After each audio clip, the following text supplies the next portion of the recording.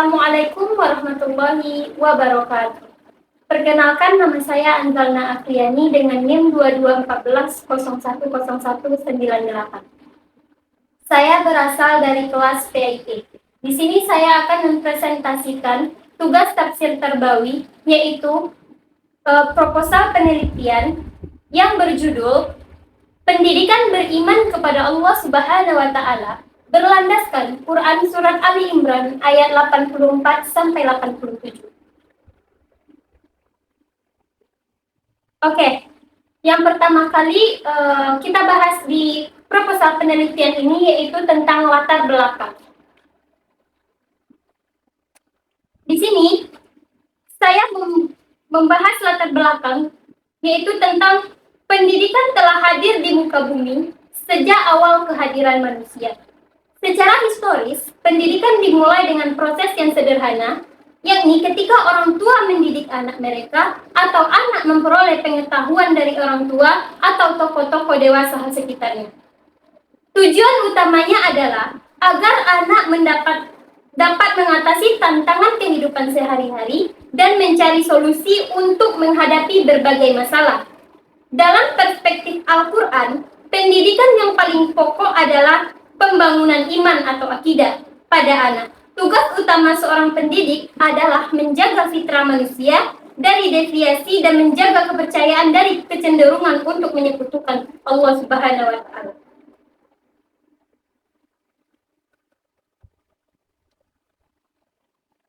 Pendidikan tentang keesaan Tuhan menjadi fokus utama pada saat ini, dengan memberikan argumen rasional dan Al-Quran sebagai sumber ilmu pengetahuan yang diberkahi.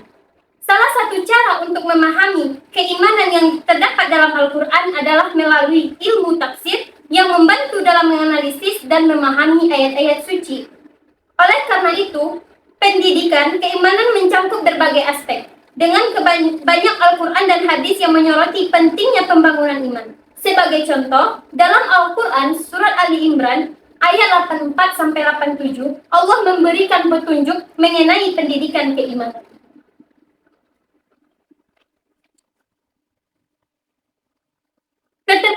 Keterbatasan akal manusia untuk mengenal Tuhannya dengan detail dan terperinci menyebabkan terutusnya para nabi dan rasul untuk menyampaikan pesan Tuhan.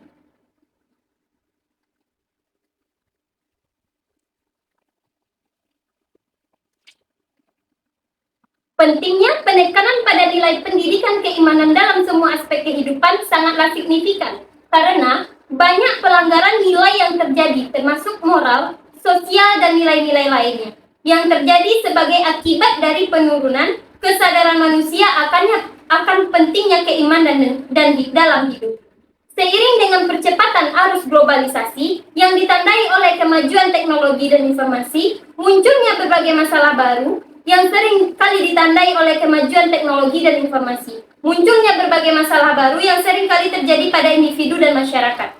Perilaku yang menyimpang, konflik antar kelompok, penyalahgunaan narkoba dan pelanggaran seksual, kekerasan serta gangguan mental seperti depresi dan kecemasan adalah bukti yang jelas dari dampak negatif kemajuan peradaban manusia yang tidak disertai dengan keimanan yang kuat. Nah, Surat Ali Imran ayat 84-87 menceritakan keimanan dan hakikat agama Islam, bahwa seluruh ajaran yang dibawa oleh para nabi tujuannya sama, yaitu untuk tidak boleh menyembah selain Allah, dan sesungguhnya agama Islam itu adalah agama yang benar. Nah, kita masuk kepada rumusan masalah. Di sini saya mengambil dua rumusan masalah. Yang pertama yaitu fokus pembahasan pada pendidikan keimanan berdasarkan surah Ali Imran ayat 84-87. Sedangkan yang kedua adalah bagaimana implementasi pendidikan keimanan yang tergambar dalam surah Ali Imran ayat 84-87 ini.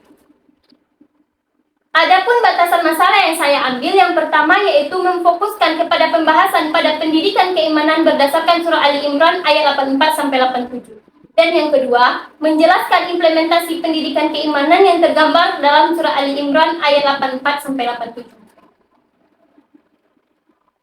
Nah, di sini tujuan penelitian dan kegunaan penelitian yang pertama yaitu tujuan penelitian ini adalah untuk memperkuat pemahaman akidah, membangun kesadaran beragama, mengintegrasikan nilai-nilai keimanan dalam kehidupan sehari-hari berlandaskan Quran Surah Ali Imran ayat 84 sampai 87.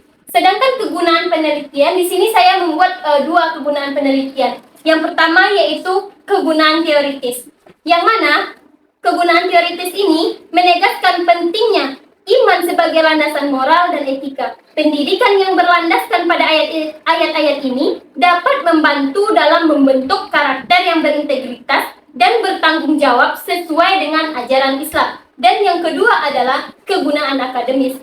Kegunaan akademis yaitu pendidikan yang berfokus pada ayat ini mendorong pendekatan interdisiplinaritas seperti menghubungkan studi agama dengan psikologi, sosiologi, dan ilmu pendidikan. Ini memberikan wawasan yang lebih holistik mengenai pengaruh iman terhadap perilaku dan kehidupan sosial. Oke, kita masuk kepada penjelasan judul. Dalam penelitian yang berjudul Pendidikan Beriman kepada Allah Subhanahu wa Ta'ala, berlandaskan surat Ali Imran ayat 84 sampai 87. Ada beberapa penjelasan untuk memudahkan penelitian ini. Di antaranya adalah sebagai berikut. Yang pertama adalah kata iman. Iman berasal dari bahasa Arab yaitu imana yang artinya percaya. Kata ini berasal dari kata amana yu'aminu imana. Pengertian iman terdiri dari tiga hal, yaitu membenarkan dengan hati, mengikrarkan dengan lidah, dan mengamalkan dengan anggota badan. Konsep keimanan yang dikehendaki oleh ajaran Islam adalah iman yang hakiki, yaitu keimanan kepada Allah dan alam gaib yang membuahkan amal yang didasarkan atas ilmu dan keyakinan hati, sehingga bersifat aktif dan dinamis. Surat Ali Imran ayat 84 sampai 87 menjelaskan tentang keimanan kepada Allah Subhanahu wa Ta'ala, yang mana bahwa Allah Subhanahu wa Ta'ala lah yang berhak disembah, dan sesungguhnya Allah mengutus para nabi disertai wahyu yang dibawa oleh setiap para nabi itu tujuannya sama, yaitu sama-sama untuk menguatkan keyakinan atau keimanan kepada Allah Subhanahu wa Ta'ala. Bahwasanya dalam surah Ali Imran ayat 84 sampai 87 ini juga terdapat penjelasan mengenai hakikat agama Islam. Barang siapa yang mencari agama selain agama Islam, dia tidak akan diterima dan di akhirat dia termasuk orang yang rugi. Maka dari penjelasan di atas, penulis mengambil kesimpulan atau mengambil judul pembahasan yaitu pendidikan beriman kepada Allah Subhanahu wa Ta'ala berlandaskan surah Ali Imran ayat 84 sampai 87. Oke, kita lanjut kepada kajian kepustakaan.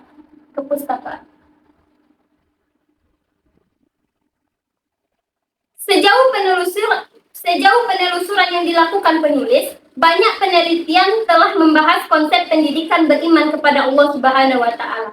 Oke, yang pertama yaitu skripsi karya Wirdatul Jannah dengan judul Nilai-nilai Pendidikan Keimanan kepada Allah Subhanahu wa Ta'ala dalam novel cinta dalam 99 namamu karya Asma Nadia pada tahun 2021 dari UIN Sultan Syarif Kasim Riau.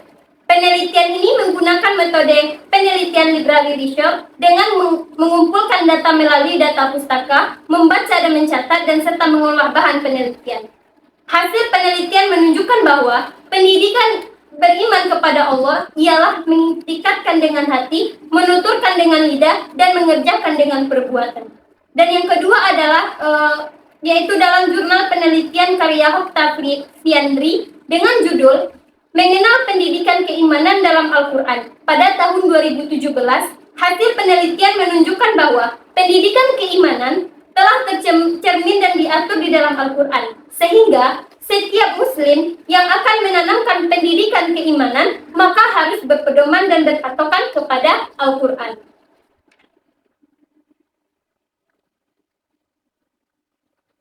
Oke, kita masuk kepada bab 2 yaitu kajian teori.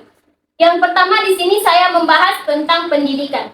Secara etimologi, kata pendidikan dalam bahasa Inggris dikenal sebagai education, yang berarti proses mengembangkan kemampuan diri sendiri dan kekuatan individu.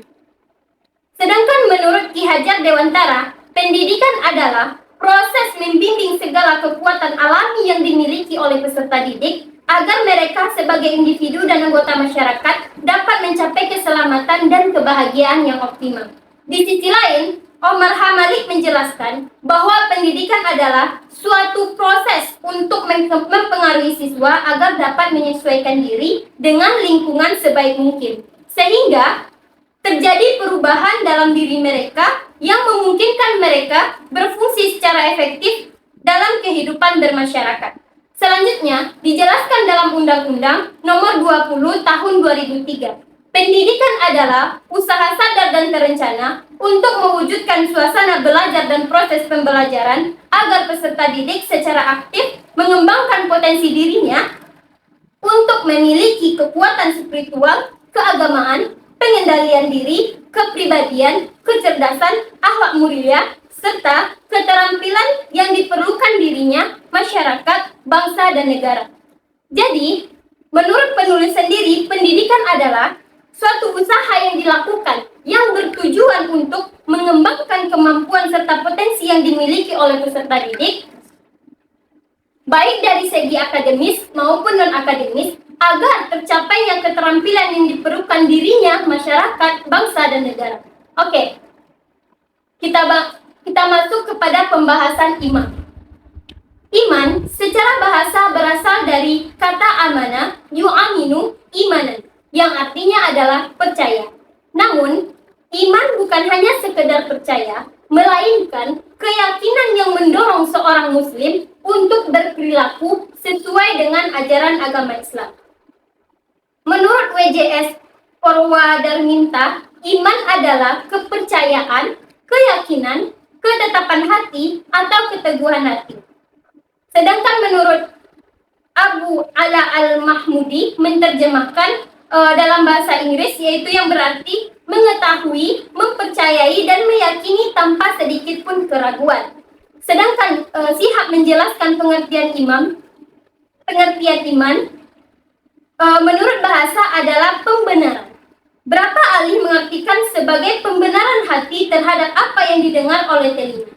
Menurut beliau, pembenaran oleh akal saja tidak cukup. Yang lebih penting adalah pembenaran hati dalam pandangan Islam. Tidak semua bentuk pembenaran disebut iman. Iman terbatas pada pembenaran terhadap apa yang disampaikan oleh Nabi Muhammad SAW. Selanjutnya, menurut Al-Jurjani, dalam At-Takrifat, secara bahasa, iman adalah membenarkan dengan hati. Sementara menurut syariat, iman adalah meyakini dengan hati dan mengikrarkan dengan lisan. Jadi, menurut penulis sendiri, iman adalah meyakini dengan sungguh-sungguh dan sepenuh hati akan keberadaan Allah Subhanahu wa Ta'ala beserta Rasul dan seluruh makhluknya. Iman tidak cukup hanya dengan pengucapan penyerahan diri, tetapi harus diteguhkan dalam hati dan dibuktikan melalui ketaatan kepada Allah dan Rasul-Nya. Orang yang beriman tidak akan merasa kesepian, walaupun sendirian dalam kesulitan dan kesusahan. Dia selalu merasa dekat dengan Allah Subhanahu wa Ta'ala. Oke.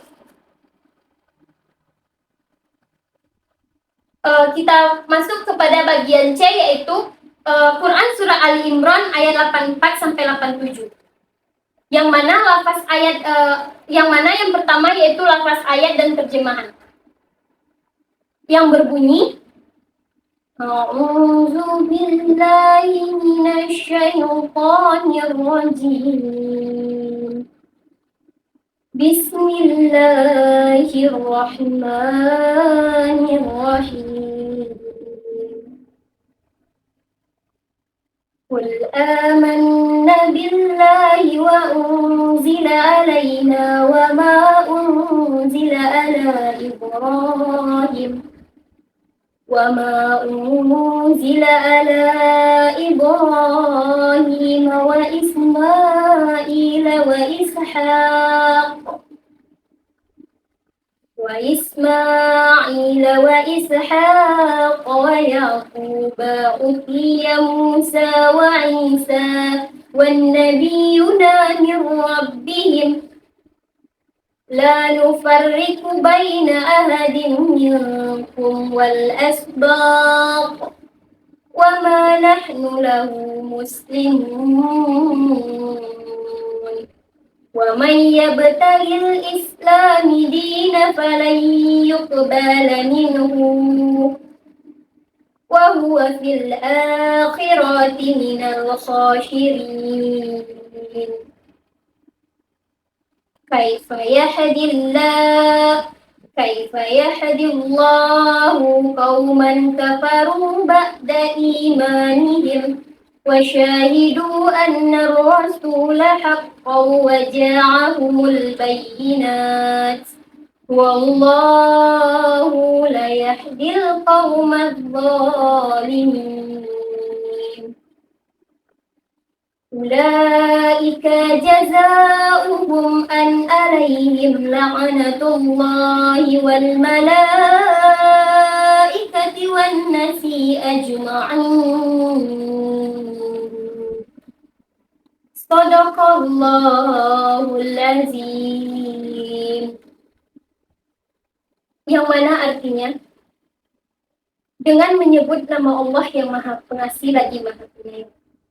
Katakanlah Muhammad, kami beriman kepada Allah dan kepada apa yang diturunkan kepada kami dan yang diturunkan kepada Ibrahim, Ismail, Ishak, Yakub dan anak cucunya, dan apa yang diberikan kepada Musa, Isa dan para nabi dari Tuhan mereka. Dan barang siapa yang mencari agama selain Islam, dia tidak akan diterima dan di akhirat dia termasuk orang yang buta. Bagaimana Allah akan memberi petunjuk kepada suatu kaum yang kafir setelah mereka beriman, serta mengakui bahwa Rasul Muhammad itu benar-benar Rasul, dan bukti yang jelas telah sampai kepada mereka. Allah tidak akan memberikan petunjuk kepada orang yang zalim. Mereka itu balasannya adalah ditimpa laknat Allah, para malaikat, dan manusia seluruhnya. Maha benar Allah dengan segala firman-Nya. Oke.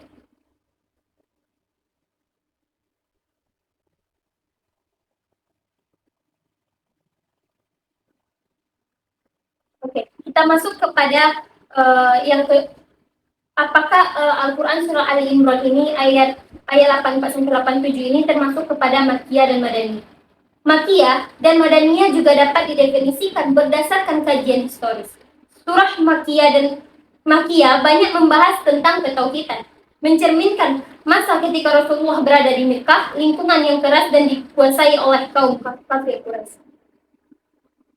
Pada masa itu, tugas utama Rasulullah adalah memperkenalkan Islam dan menegakkan ketauhidan, sehingga Allah banyak menurunkan ayat tentang ketauhidan di Mekah. Sementara itu, surat Madaniyah lebih banyak membahas masalah sosial karena ketika Rasulullah hijrah ke Madinah, banyak membahas masalah sosial karena ketika Rasulullah hijrah ke Madinah, banyak masyarakat di sana yang telah memeluk Islam. Oleh karena itu, Allah menurunkan ayat-ayat Al-Quran sesuai dengan kebutuhan pada masa itu, mencakup tema-tema hukum, politik, dan sosial untuk menjadi pedoman bagi kaum muslim. Dalam Quran surah Ali Imran ayat 84-87 termasuk dalam kategori ayat Madani. Dalam ayat tersebut dijelaskan mengenai situasi sosial, khususnya mengenai pendidikan beriman kepada Allah. Keempat ayat dalam surah Ali Imran tersebut memberikan panduan yang terperinci tentang bagaimana keadaan orang yang telah beriman kepada ajaran Islam kemudian kembali menjadi kafir. Sehingga dengan penjelasan ayat tersebut, jelaslah balasan dan ganjaran bagi orang kafir dan zalim.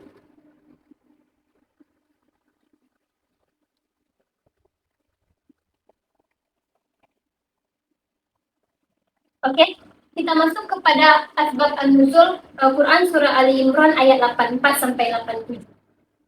Pada Quran surah Ali Imran ayat 84 ini Allah Subhanahu wa taala merintahkan kepada Muhammad termasuk orang-orang yang mengikutinya agar mempercayai bahwa Allah pasti adanya, Maha Esa, serta mempunyai kekuasaan yang tidak terbatas terhadap seluruh isi alam, dan memerintahkan pula kepadanya untuk mempercayai kitab Al-Quran yang diturunkan kepadanya. Selanjutnya, pada ayat 85 Allah menetapkan bahwa barang siapa yang mencari agama selain agama Islam atau tidak mau tunduk kepada ketentuan-ketentuan Allah, maka imannya tidak akan diterima oleh Allah Subhanahu wa taala. Sebagai contoh, dikemukakan orang-orang musyrik dan orang-orang yang mengaku beragama tauhid padahal mereka mensekutukan Allah. Seperti ahli kitab, penganut agama Nasrani yang tidak berhasil membawa pemeluknya tunduk di bawah kekuasaan Allah. Orang yang mencari agama selain agama Islam untuk menjadi agamanya, di akhirat nanti termasuk orang yang merugi. Sebab ia telah menyia-nyiakan akidah tauhid yang sesuai dengan fitrah manusia. Kemudian, pada ayat 86, orang yang mulanya beriman, kemudian kafir kembali, mereka menganiaya diri sendiri. Dan Allah tidak akan memberi petunjuk kepada orang yang menganiaya diri sendiri, karena Allah telah menerangkan bahwa petunjuk kepada jalan yang benar hanya dapat berpengaruh apabila orang itu bersih jiwanya. Sehingga ia dapat menerima bukti-bukti kebenaran dari petunjuk itu. Tetapi, kalau orang itu hatinya telah dinodai oleh kezaliman, maka ia akan menyeleweng dari jalan yang benar. Oleh sebab itu, mereka tidak akan mungkin lagi menerima petunjuk dari Allah Subhanahu wa Ta'ala. Lalu, dilanjutkan dengan ayat 87, mereka pantas mendapatkan kemurkaan Allah, malaikat dan manusia seluruhnya, dan manusia umumnya akan melaknati mereka yang murtad dari iman. Kita lanjut kepada yang keempat, yaitu munasabah. Yang mana munasabah ini adalah kaitan ayat dengan ayat sebelumnya. Melalui asbab nuzul di atas, atau yang saya jelaskan tadi, terdapat hubungan yang sangat erat antara suatu ayat dengan ayat berikutnya. Surah Ali Imran ayat 84-87, ayat 84 menjelaskan bahwa Allah Subhanahu wa Ta'ala itu pasti adanya dan perintah untuk mempercayai kitab Al-Quran. Sedangkan ayat 85 melanjutkan dengan menjelaskan barang siapa yang mencari agama selain agama Islam atau tidak mau tunduk kepada ketentuan Allah, maka imannya tidak akan diterima oleh Allah Subhanahu wa Ta'ala. Selanjutnya pada ayat 86 kemudian melanjutkan orang yang mulanya beriman kemudian kembali kafir, mereka menganiaya diri sendiri dan Allah tidak akan memberi petunjuk kepada orang-orang yang menganiaya diri sendiri.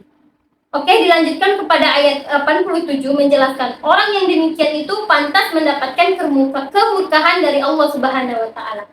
Kita masuk kepada makna umum ayat. Surah Ali Imran ayat 84-87 dalam Al-Quran mengandung pesan tentang keimanan dan peringatan bagi orang-orang yang ingkar.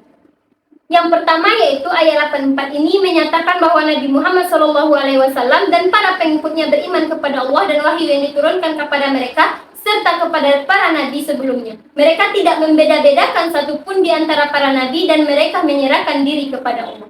Sedangkan pada ayat 85, ayat ini menegaskan bahwa siapa saja yang mencari agama selain agama Islam maka tidak akan diterima di akhirat nanti, dia termasuk orang yang rugi. Dan pada ayat 86, ayat ini berisi tentang ketidakmungkinan Allah memberikan petunjuk kepada orang yang sudah beriman kemudian menjadi kafir, padahal mereka menyaksikan bahwa Rasul itu benar dan bukti-bukti nyata telah sampai kepada mereka. Orang-orang seperti ini akan mendapatkan balasan dari Allah Subhanahu wa Ta'ala. Oke, pada ayat 87, ayat ini menjelaskan bahwa balasan bagi mereka yang kafir setelah beriman dan menjadi orang yang ingkar adalah laknat Allah, para malaikat dan manusia seluruhnya. Secara umum,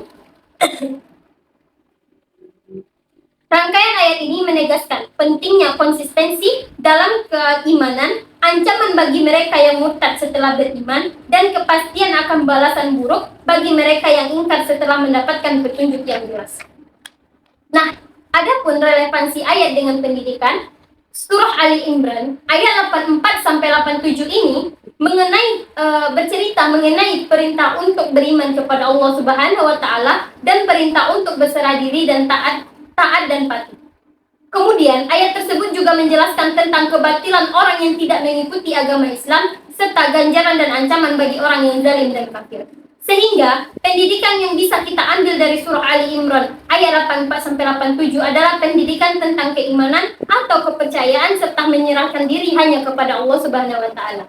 Kemudian agama yang paling baik dari semua agama adalah agama Islam, karena agama Islam adalah intisari dari semua agama.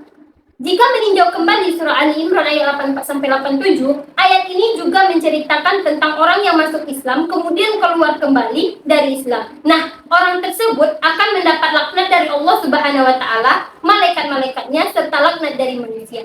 Maka demikian itu orang yang mengetahui kebenaran ajaran agama Islam namun tidak mengamalkannya dengan sebaik-baiknya termasuk orang yang merugi. Oke, kita masuk kepada metode penelitian. Yang pertama yaitu jenis penelitian. Dalam penelitian ini saya menggunakan metode maudu'i untuk menyelesaikan permasalahan yang telah disebutkan sebelumnya. Nasruddin Baidan menjelaskan bahwa metode maudu'i atau tematik merupakan pendekatan dalam menafsirkan Al-Quran yang melibatkan pembahasan ayat-ayat Al-Quran berdasarkan tema atau judul tertentu. Ayat-ayat yang berhubungan dengan tema tersebut dikumpulkan, kemudian dianalisis secara mendalam dan menyeluruh untuk mengungkap berbagai aspek terkait seperti asbab al-nuzul, munasabah, makna ayat, dan lainnya. Tujuan metode ini adalah untuk secara komprehensif memahami dan menjelaskan tema atau persoalan yang telah ditentukan sebelumnya. Selanjutnya yaitu pada metode penelitian ini ada pendekatan penelitian. Penelitian ini menggunakan teknik pengumpulan data studi literatur dengan mengumpulkan kitab-kitab tafsir, pembahasan terfokus pada masalah akan diteliti, dan pengumpulan bahan terkait dengan pendidikan keimanan. Sumber-sumbernya bisa berupa buku, jurnal, dan lain-lain yang terkait dengan permasalahan yang ingin dipecahkan, dilakukan secara sistematis untuk mengumpulkan, mengolah, dan menyimpulkan data dengan menggunakan metode atau teknik tertentu dengan tujuan mencari jawaban atas permasalahan yang sedang dihadapi. Dalam pendekatan penelitian perpustakaan, penggunaan berbagai sumber seperti buku penelitian terdahulu, artikel, catatan, dan jurnal yang relevan dengan tema pembahasan akan membantu dalam menyajikan data yang lebih akurat. Pendekatan ini akan mendukung merumuskan konsep mengenai pendidikan etika bertamu dengan etik. Pendekatan ini akan mendukung merumuskan konsep mengenai pendidikan beriman kepada Allah Subhanahu wa Ta'ala. Selanjutnya yaitu metode penelitiannya yang ketiga yaitu sumber data. Menurut Loveland, sumber data utama dalam penelitian ini adalah kualitatif, adalah kata-kata dan tindakan dengan data tambahan seperti dokumen. Jenis data dibagi menjadi kata-kata, tindakan, sumber data tertulis, foto, dan statistik. Penulis menggunakan sumber data tertulis dengan penelitian ini terutama data informasi literatur, kepustakaan dari buku-buku tafsir seperti Al-Maraghi atau Al-Misbah, dan buku pendidikan yang relevan. Dan juga metode penelitian yang digunakan adalah library research.